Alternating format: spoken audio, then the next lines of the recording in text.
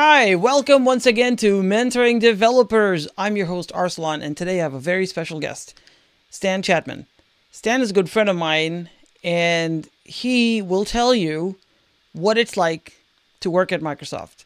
Not just work at Microsoft, but work at Microsoft as a principal program manager and do some great things. He just joined Microsoft, and I think I want to know what it was like to go through the door into Microsoft and what it's like being there and how it compares. So we're going to talk about all that. We're going to talk about how he got started.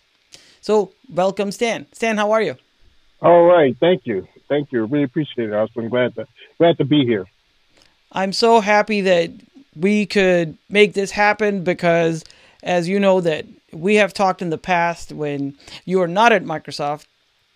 And so I don't know a whole lot of people who have gone from, I know a few people, but not so many people who have actually made the transition into Microsoft in the service delivery kind of space. Okay. So tell me a little bit about what you do there and what attracted you to Microsoft. Sure.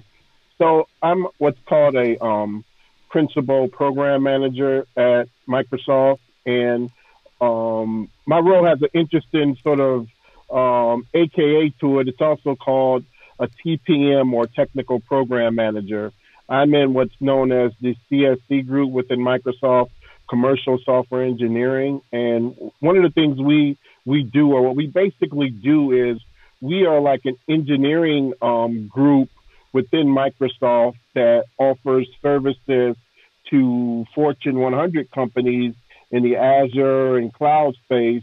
But the kicker here, and you got to listen closely, is that our services are offered for free. But we do like a very small, focused task of someone, say, backlog or their journey map.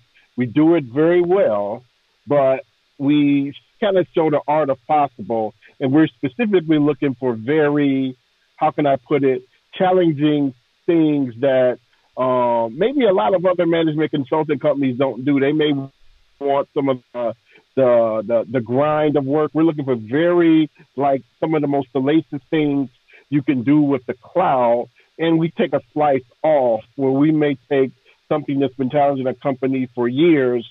We may make a very focused microservice of just the shipping component, show a company how some of the best practices are, how engineering fundamentals work, how the cloud works, etc. Me as a TPM, I act as a product owner role to some degree, but there are times when I can actually be more of a Scrum Master, where we do sort of that end-to-end. We create a scenario called Code With, where we're not only doing it for the client, but the client has got to bring a development team with us, where we code with them. And that's some of the criteria in order for us to take on an engagement. So it's like Microsoft is here, the client is there, and we're coding together on a particular challenging issue, and we're looking to get a whiz bang outcome from that scenario. And like I said, I'm, as a TPM, a technical program manager, you do a little bit of both. Little product owner, you gotta get your hands wet a bit with the dev team, and you're all sort of there. But the important part is it's a code with engagement. So wow, that's a lot. And I'm thinking, did you say it's a free service? Did I hear that right?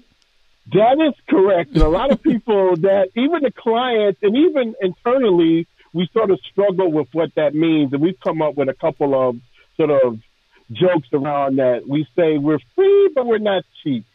And you can take that however what that means. But yes, it's a free service.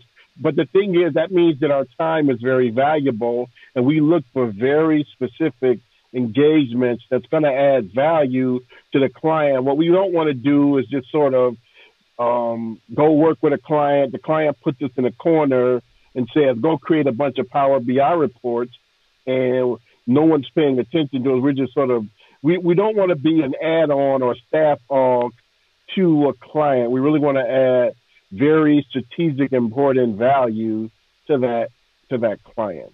So that's where we're a little bit unique. The service is free. but it's very strategic in nature. Right. I'm sure there's a lot of business value that Microsoft derives out of that as well. It's a free service. It's great. So if someone's out there and they're looking for a little bit of help, maybe they can reach out to you guys. That's amazing. Yep. So for people out there, and certainly myself included, I don't really know the distinction between the different types of roles I see. Program manager. Your profile on LinkedIn says principal program manager, but you said technical program manager. Then Right. I think there are other designations as well, and I'm really not sure how to untangle all that. Do you have a way for to help us out? Yeah, I'll try to give some insight into how that what that means and within Microsoft how that kind of works. So as it's a flat structure, but as you move up from say a principal versus a senior versus a partner, what changes is the expectation of the level of impact that you have and how does the impact work. Like, for instance, as someone, say, at the principal level, they're expected to impact individuals, meaning you need to show tangible proof that something that you've done for a time frame has added value to one or more individuals. And then there's groups, meaning outside of, say, like our CSD group, say there's a PMO group or an Azure Cloud group, you would be expected to show that you've done something that's added value. So as you go up the chain, it's like a circle of impact in certain areas that you're expected to be able to leverage and impact. And that works in such a way that not only is it things that you are closely aligned with, it's sort of outside of your bubble, or even third-party places where it's like, did you have an impact? Were you able to leverage something outside of, say, Microsoft that now is a part of Microsoft, et cetera? And as you go up the food chain or the hierarchy, I should say, the expectations are a little bit higher, that your impact will be a little bit heavier. So one of the things I want to point out about that structure is they have different. If you were to go to like Microsoft's job site, you would see individual contributor or whatever. That's a little misleading because even though a title may say individual contributor, you are expected to be managing sort of what your impact would be. Now, they do have different levels where you are actually managing people, but it's never going to be in the realm of hundreds of people. Mm-hmm. If you're, they have a sort of some terminology called an M1, an M2, or M3 manager. An M1 manager is someone who's probably going to be managing, anywhere from 3 to 10 people. The M2 is going to have multiple M1 managers reporting to them. So they're going to be managing those, and an M3 is going to be a little bit higher. But it is relatively flat, and you're going to see a lot of roles that say individual contributor, but it's a little misleading. It's not like someone who's just going to be going to a project and that's all they're going to do. It's a little different than that. So right. I think I will conclude that it is indeed complicated.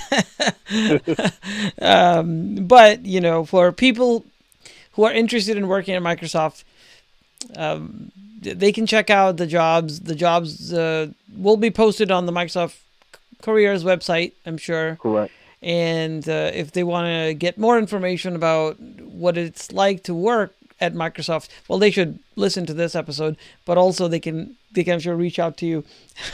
So let's take you back to the time when you were younger and you were just getting started. Right. I always want to know, and this is one of the things we talk about in this podcast, is to know why you got into this industry. What attracted you? At what age did you start? What was your trigger?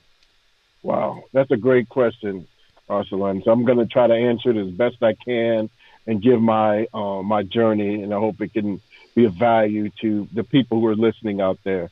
So I would probably say I learned that I had a passion for technology early on. Back when I was a little young tyke, 8 years old, etc. And I used to play with, and I'm sort of dating myself here. They had something called the TI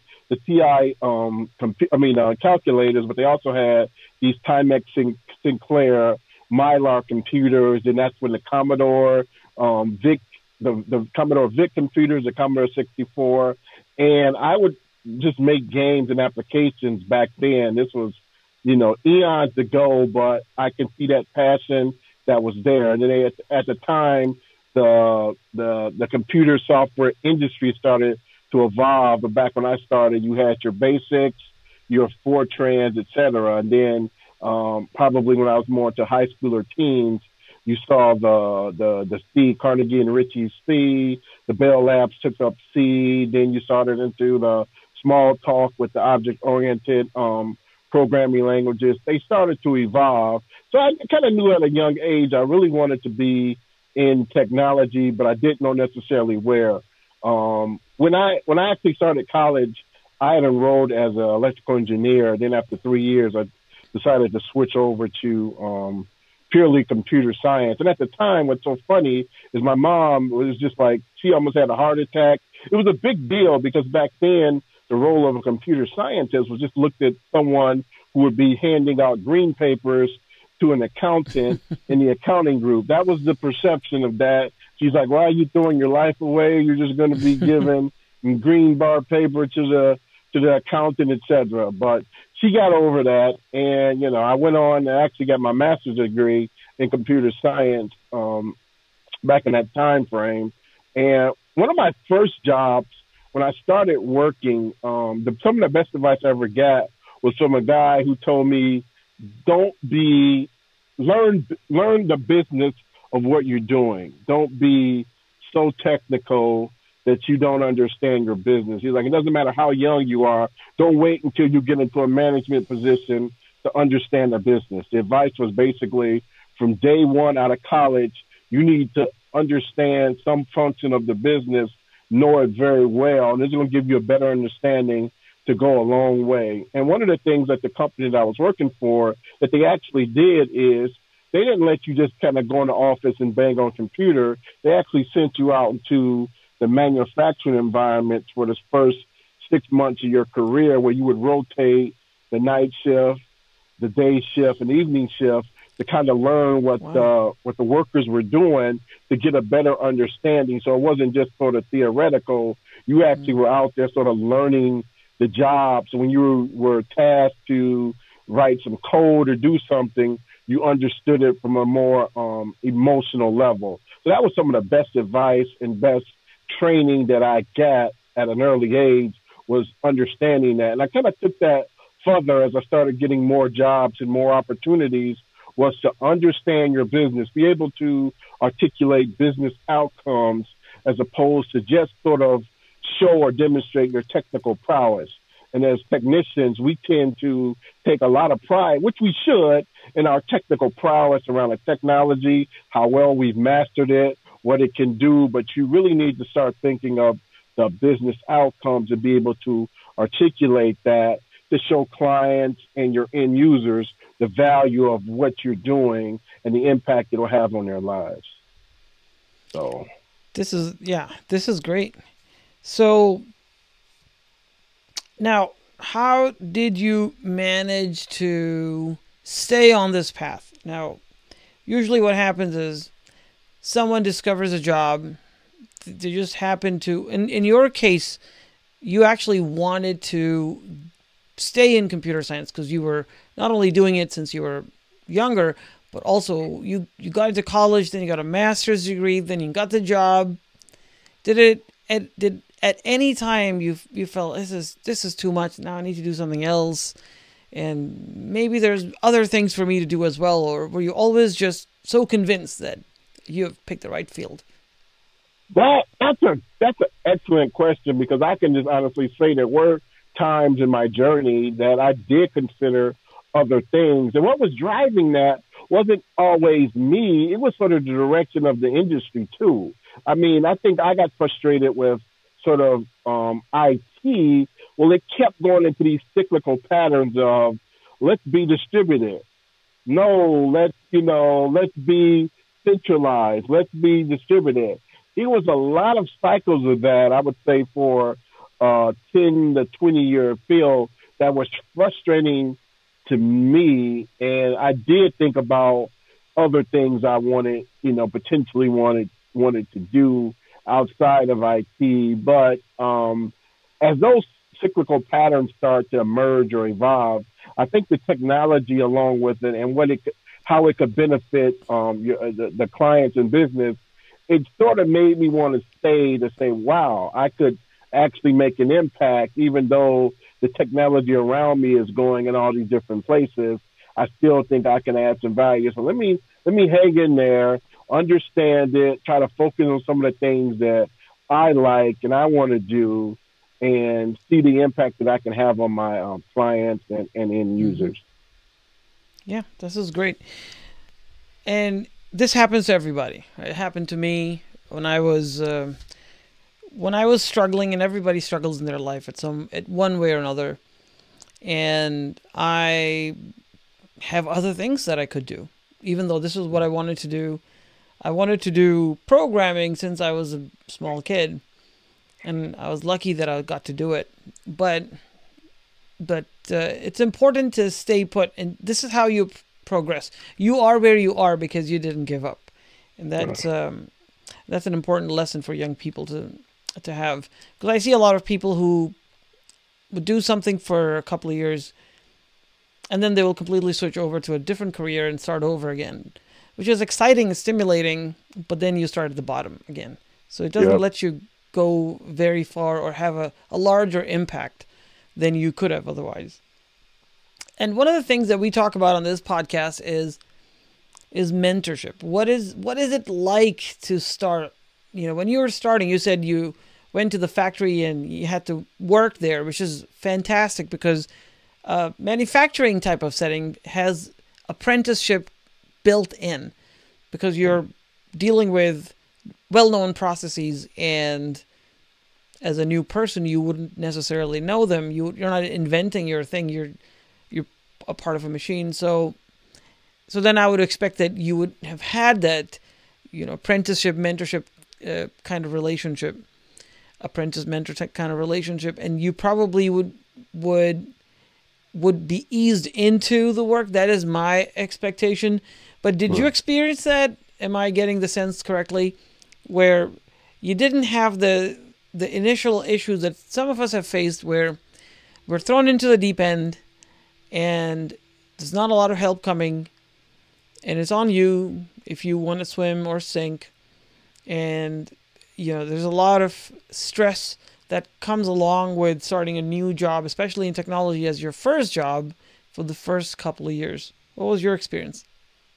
Yeah, I think I had a similar experience, and it's interesting that you bring up the sort of the concept of mentoring, because right now I'm doing several mentor programs as a IT mentor, and one of the questions that they ask, very similar to your question, is go back and reflect upon some of the mentors that you had.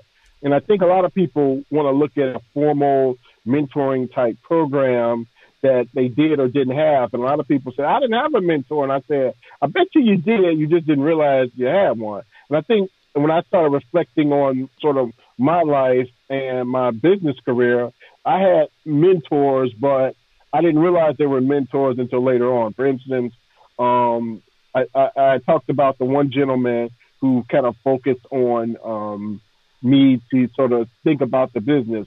He wasn't a technical person. He was probably more of a business manager, that type of person. But we stayed in touch for a long while, and he helped mentor me, not only in IT, but sort of outside, like my confidence, my spiritual growth. He was mentoring me outside of just IT because we stayed in touch. I mean, probably 5 years ago, I met that guy. Someone had told me, well, let me step back. Someone had told me he passed. And this was before Facebook and all these places. When you sort of heard it, you just believed it. So I was pretty sad. And I happened to be walking down the Strip in Las Vegas and saw him, and I almost had a heart attack. I went and hugged him. We were so happy, and he actually was a pastor of one of the new up and coming mega churches out in the Reno area. So of course I went there, hear his sermon, but he mentored me in a different way. It wasn't just IT, even though he still sort of did IT, mentored me in a different way. But then I did have people who were in my field and who actually mentored me more the traditional way, kind of saying, learn, some, do you want to be a software guy, infrastructure person, understand what that is, but then within the areas of IT, still know some of the fundamentals of the other pieces. If you call yourself an application guy, that's great, but understand some security or whatever to kind of keep your architectural skills sharp. So that person sort of was my architectural mentor, meaning we would throw off ideas. Maybe we didn't meet every day or even formal, just maybe every 3 months. We would just talk about what's going on in IT. You need somebody to bounce high-level concepts off of, and who's in your safe zone. Who's not necessarily going to, say, you don't know nothing. You should know X, but you don't. Someone you can lay it out, and someone who could sort of say, you need to look into technology X, learn a little bit better, let's have a conversation in a month, etc. And I had several of those types of sort of mentors to do that. Mm-hmm. But the thing you have to be able to do, you have to put yourself in a position to be mentored. In order to be ever become a mentor, you have to be an effective mentee, meaning that you listen, that you formulate questions, you take stewardship of someone's time so that when they are engaged with you, mm-hmm. you're asking questions to get the best out of the particular time frame that you have with them. Yeah, that's good advice. You have to be a good mentee if you want to find a good mentor, because people's times are valuable. They have families and they have jobs. And if they are taking that time out to spend with you, even if it's just a few minutes, you want to respect that. So if they feel that their time is being respected and valued and it's having an effect, then it would motivate them to help you more. So that makes perfect sense. Yeah. So in terms of new people that you must hire, new developers, or right. maybe people who are just joining a company and initially there's a lot of pressure because you want to impress people. You want to make sure people think you're valuable.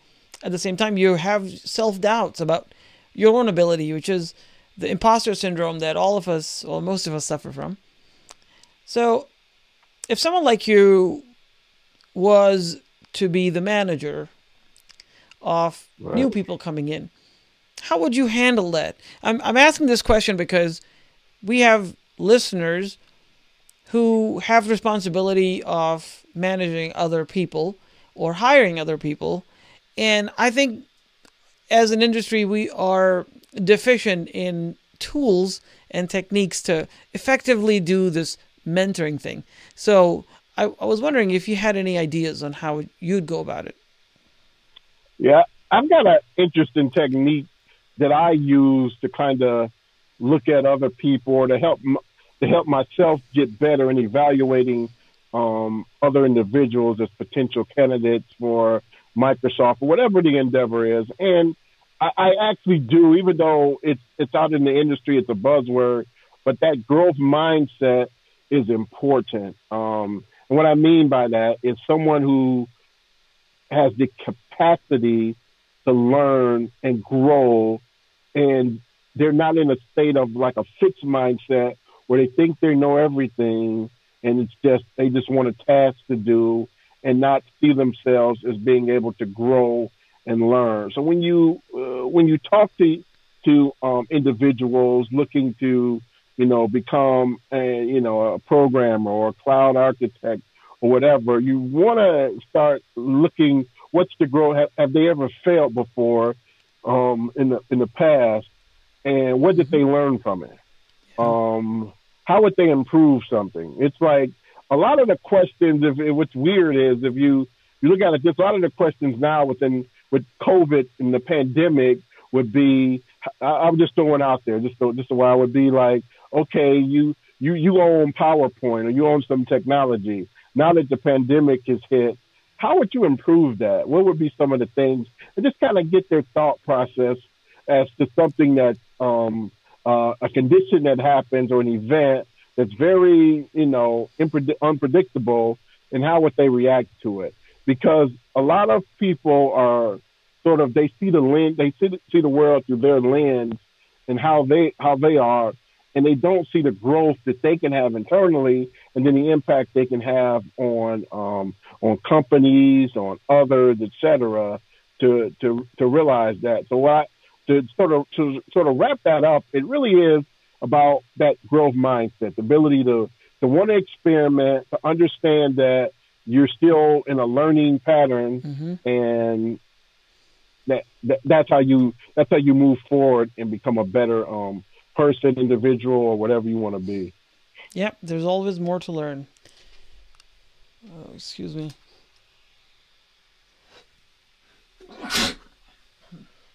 I had to sneeze.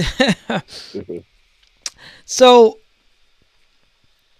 that's great, because we have to learn and we have to grow. And that's a lesson that anybody out there can learn, whether you are starting out or you are experienced and you've been around for a while. If you are coasting, you're declining. So you want to constantly grow yourself, and you'll grow professionally, personally, and it'll be more fulfilling and probably make more money as well as a result of that. So in terms of just wrapping it up, I think this has been a great conversation, but I think there's some people out there who are probably thinking, yeah, I would love to work at Microsoft. I don't know if I can do that. I don't know if they like me. I didn't go to Harvard and I didn't go to MIT. And, I'm in the South, I'm in the Midwest, I'm overseas. Right. So any ideas how someone could successfully apply at Microsoft and work there? Because I'm sure there are a lot of people that would love that. Awesome. No, that's a great question. And I think one of the things I would recommend to somebody would be to go on the internet and do a search on interviewing at Microsoft, learn all you can, and then throw it out the window, because that's not how the interview process went. That's the funny. reason I say that is that Microsoft is evolving. One of the things with the new CEO over the past years is that a lot of the image and reputation that Microsoft had in the past was valid, and I think they know it was valid. So a lot of the things you may see out on the internet about Microsoft is pretty much evolved to the point where it's not that. Really, when you interview at Microsoft, you're really gonna have to know yourself, know what's on your resume, and know how it progressed over time, and what did that mean? How did that evolve? So you're gonna know yourself. It's almost to the point where it's like if you were to put yourself into the shoes of interviewing yourself, say 2 years ago, 4 years ago, 6 years ago, how will you look at yourself? Where have you grown? Where have you gotten better at? Where have you failed? It's really more of a behavioral type of interview by design. And a lot of there are technical questions that's always there, but I think being more of a cultural fit into that growth mindset is what's going to endear you to being a part of the Microsoft culture, as opposed to just knowing how to program in C# or being a Logic app expert. That's going to matter, but it's going to be being able to demonstrate that you have a growth mindset and that you would be a cultural fit for Microsoft. So my advice to anybody who's interested would be to understand, there's a lot of documentation, understand the Microsoft culture and mindset that's there, and evaluate how you would fit in, or what things can you contribute already to be able to fit into that Microsoft culture. This is great. So no more trick questions, logic questions. Right. You still do the whiteboards, right? Yeah, they still do the whiteboards, but you don't get any more, or to make an alarm clock for a blind baby or something like that. That's not as impactful. And it's like a lot of those questions were more to make the interviewer seem more empowered. And now and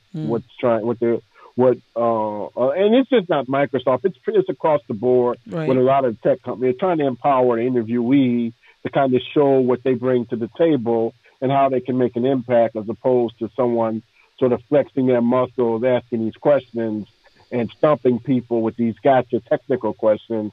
That really, the problem with those questions is that there was never a causation or correlation between answering those types of questions and your performance, your future performance at the job. They understood that. Most places understand that now, that those questions just weren't, quite frankly, good questions about good candidates for particular jobs.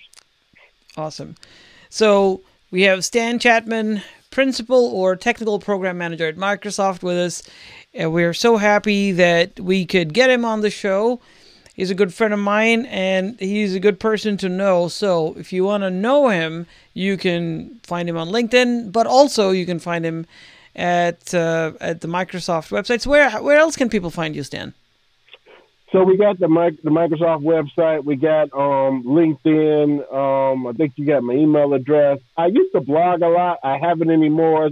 And if I were to give you that, they probably would be stale or get a fork. Well, I think the LinkedIn is a good place to find me right now. Awesome. So if you want to know what his LinkedIn address is, or if you want to send him a message, or if you want to ask a question to him or somebody else at Microsoft, or any of the previous guests that we have had, or if you want to ask me a question because you don't know something or technology, you're not sure, you're making a choice in your career, you're not really sure which path to take, so feel free to email me at us@mentoringdevelopers.com. The email address is right on the screen. Also, all the show notes, all the links, and hopefully more interesting material, as well as the link to Spotify, to link to iTunes, Google Podcasts, and all the places that we are hosted. All of them will be on the link that's on your screen, which is going to be mentoringdevelopers.com/episode 96, because this is episode 96. And that's it. You just follow me, look into the description, and make sure to ask me. We don't answer questions. Ask me questions, and we'll try to get you the answers. Also, subscribe, all that good stuff, and let other people know. Spread the knowledge. I think we all can spread this wave of empathy that we are trying to start over here, because we are a community that is actually big but also very small, and we have had women and minorities and children on this show, frankly, and they're all trying to make it in this world. Some are having difficulty and some are not. And in the past, we have heard from a lot of people that have watched these shows or listened to these shows and that have affected them and actually helped them get jobs. So spread this video as much as you can. Thank you again, Stan, for giving us your time. Appreciate it. And hopefully we'll stay in touch. Yep.